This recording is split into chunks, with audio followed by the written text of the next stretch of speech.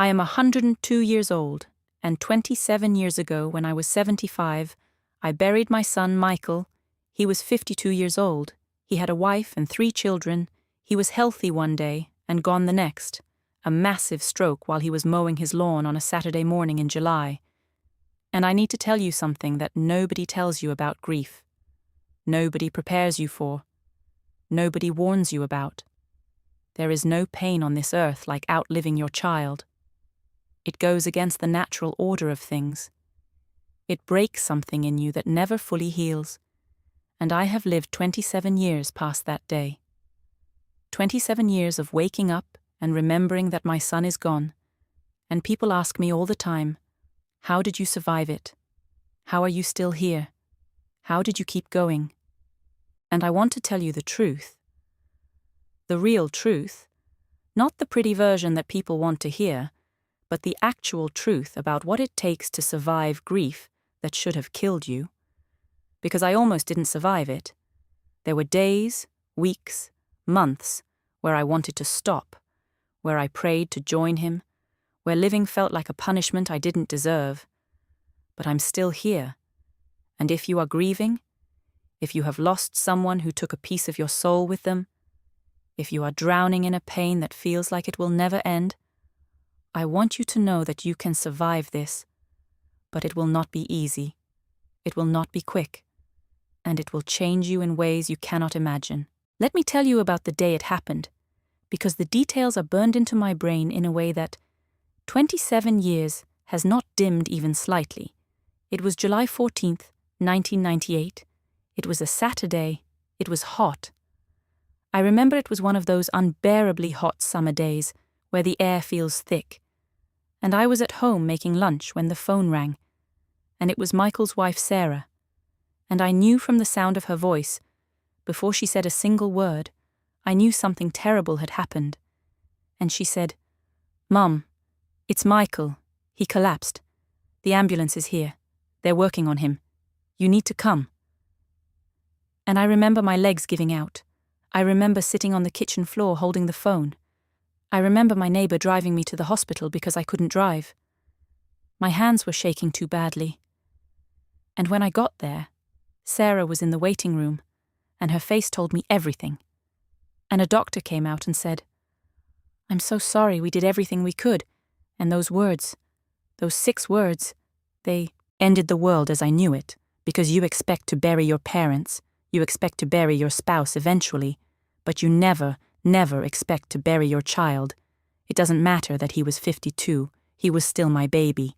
He was still the boy I held when he was born, the boy I watched grow up, the boy who called me every Sunday without fail, and now he was gone, just gone, and I was supposed to keep living. The first year was not living. It was surviving. Barely. It was waking up every morning and forgetting for one beautiful second that he was dead. And then remembering. And the remembering felt like being hit by a truck every single day. Fresh grief every single morning like it just happened. And people kept saying things like, "He's in a better place," and "God needed another angel," and "Time heals all wounds." And I wanted to scream at them, because those words meant nothing. They were empty. They were what people say when they don't know what to say. And the only thing that helped, the only thing that felt real, was when people said, "This is awful. I'm so sorry. There are no words." Because there aren't. There are no words for this kind of pain. And pretending there are just makes it worse. I stopped going to church because I was angry at God. I couldn't understand why he would take my son and leave me. What kind of plan includes a mother burying her child? And people told me I needed to have faith, and I told them faith doesn't stop the pain. Faith doesn't bring him back. And I spent a year being angry, at God, at the world, at Michael for mowing the lawn that day, at myself, for not somehow preventing it, even though I couldn't have. And the anger was easier than the sadness because anger has energy, and sadness just has weight, crushing weight. The second year was when I realized I had a choice. Not a good choice, not a fair choice, but a choice nonetheless. I could die with Michael. Not physically, but emotionally. I could let the grief consume me, until there was nothing left of who I was, or I could find a way to live with the grief instead of dying from it. And I chose to live, not because I was strong, not because I was brave, but because Michael's children needed a grandmother, because Sarah needed support, because Michael would have been furious with me if I gave up, and I made a decision that probably sounds strange, but it saved my life. I decided to keep Michael alive by living the way he would want me to live, by being present for his children the way he would have been, by finding moments of joy even in the grief, because Michael loved to laugh, and he would have hated me spending the rest of my life in darkness. I started going to his grave every week, and I would sit there and I would talk to him, out loud, like he could hear me. And I don't know if he could, but it helped me. I would tell him about his kids, about what was happening in the world, about how much I missed him. And sometimes I would cry, and sometimes I would just sit in silence. And over time, over years, the grave visits became less about pain and more about connection, less about what I lost and more about what I still had, which was love, because grief is just love with nowhere to go. And I still loved my son. I still love him. That doesn't stop. The love doesn't die with them. So I had to find a way to let that love exist without him being here. Here's what I learned about grief that I wish someone had told me at 75. First, grief is not linear. It doesn't follow stages like the books say. It doesn't progress neatly from denial to acceptance. It loops back, it spirals. You think you're doing better, and then a song on the radio, or a smell, or a random Tuesday in October destroys you all over again. And that's normal. That's not you failing at grief. That's just grief. It comes in waves forever. The waves just get further apart over time, and you learn to swim better. Second, you will never get over it. And anyone who tells you to get over it doesn't understand. You don't get over losing your child. You learn to carry it. You learn to integrate the loss into who you are. The grief becomes part of you. And some days it's heavy and some days it's manageable. But it never fully goes away. And that's okay. I don't want it to go away because my grief is connected to my love, and I never want to stop loving my son. Third, you have to let people help you. Even when you want to be alone, I pushed people away at first because I thought nobody could understand, and some people can't. Some people say stupid things, but some people just show up, they bring you food, they sit with you in silence. They don't try to fix it because it can't be fixed. They just witness your pain, and those people are precious. Let them help. Fourth, there will come a day, years from now, when you laugh at something and then feel guilty for laughing, like you're betraying the person you lost by having a moment of joy. And I need you to know that's not betrayal. That's survival.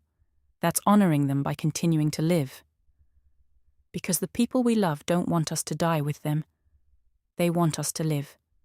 Fully, even in their absence. I'm 102 years old now.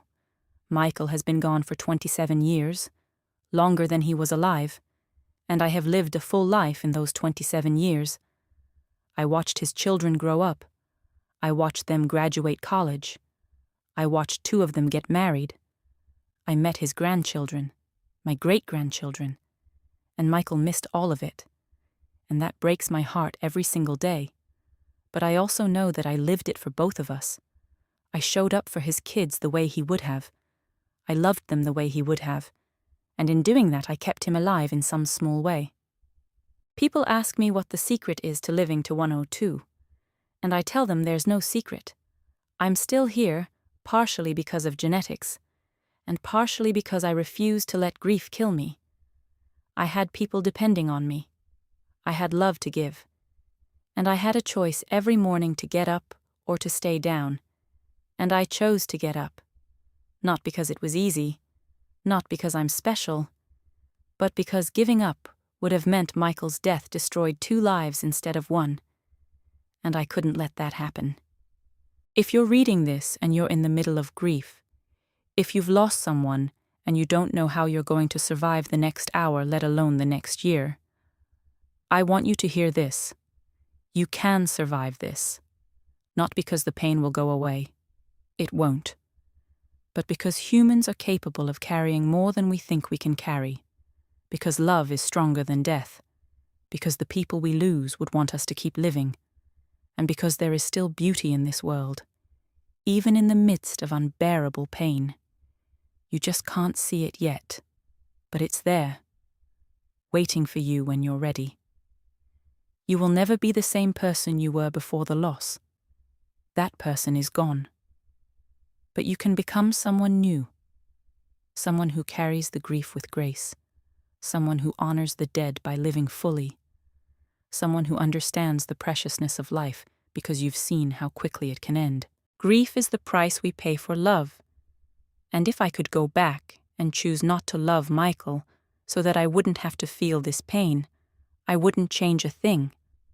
I would choose to love him every single time, even knowing how it ends, because the love was worth the grief, the joy was worth the pain, and the 52 years I had with him were worth the 27 years I've lived without him. I am 102 years old. I buried my son 27 years ago, and I am still here, still breathing, still loving, still finding moments of grace in a world that took my child from me. And if I can do it, if I can survive the unsurvivable, then so can you. But you have to choose it. Every single day, you have to choose to keep going. You have to find your reason, whether it's other people who need you, or a purpose that drives you, or just pure stubborn refusal to let grief win. And some days choosing to live will feel like the hardest thing you've ever done. And other days it will feel a little easier. And eventually, years from now, you'll realize that you're not just surviving anymore. You're actually living again. And the person you lost would be so proud of you for that. So keep going. Keep breathing. Keep loving. Because that's how we honor the dead. By refusing to die with them.